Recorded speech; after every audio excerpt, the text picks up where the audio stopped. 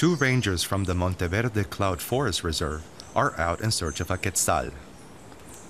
It's cool here in this part of the forest, and virtually the highest point, meaning they're almost guaranteed to spot the fabled bird.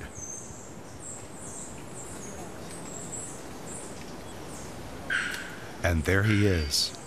Revered by the Aztecs as a deity, today these birds are being hit by climate change. The winter was too warm, but there's nowhere here that's higher where they can build their nests and find food for their young. We're here at 1,550, so we're near the top of the mountain range. So that is why the concern, if temperatures continue to rise, if that affects the food sources for these birds, then they have nowhere to go, and their numbers would become ever more restricted or becoming smaller and smaller. Ricardo Windon grew up in this park. He knows all 400 species of bird that live in the forest, as well as those who pass through at various times of the year. One feathered visitor that comes in the spring tours the entire region. The three-wattled bellbird also has an altitudinal migration. They nest in this mountain range, but after nesting, they go to the Caribbean lowlands, as far north as Nicaragua.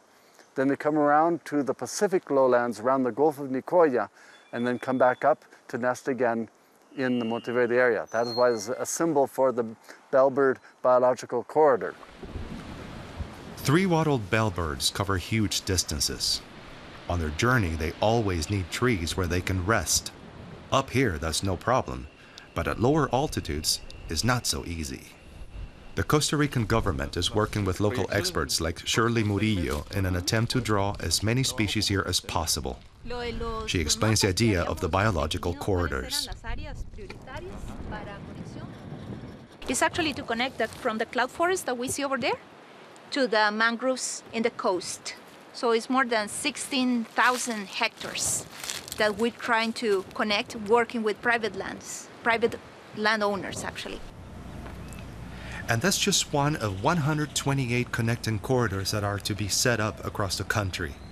A quarter of Costa Rica's land surface is under some form of conservation protection, but divided into many small areas. The idea now is to connect them. This involves holding talks with the owners of large plantations, for example, as they need to agree to give up part of their land or plant a tree here or there.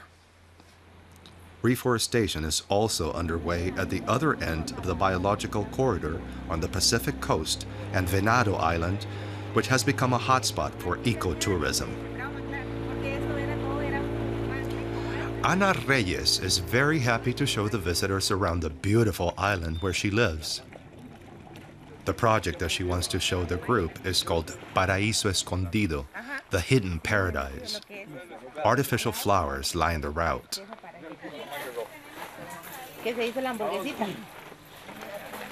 What makes the reforestation project so successful is that the mangroves are natural to the area and grow practically by themselves. This is the red mangrove tree that grows mainly here, and this is what we're using for reforestation. It grows really well. It's perfect. The women are keen to protect their home. If the sea level continues to rise, the mangroves will help save the coast from erosion and tidal waves.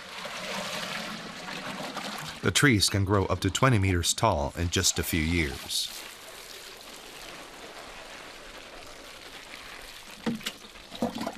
We're a group of women and one man. It's a family project. It's not easy work. We have to carry heavy canisters of water, but it's a great project. We all want to do something to protect the environment. For a long time, the mangroves were cut down, but they provide a home to so many animals, and so we want to plant as many of them as possible. There are numerous organizations in Costa Rica that support reforestation projects like this one. In this case, the German development agency GIZ is also involved, along with a string of Costa Rican organizations. Plus another German company which is farming organic shrimps here, destined for the European market. Not in the sea, but in aquacultures, subject to strict regulations from the Costa Rican government. To get permission to farm the shrimp here and then export them to Germany, the company had to commit an exchange to help fund the reforestation with mangroves.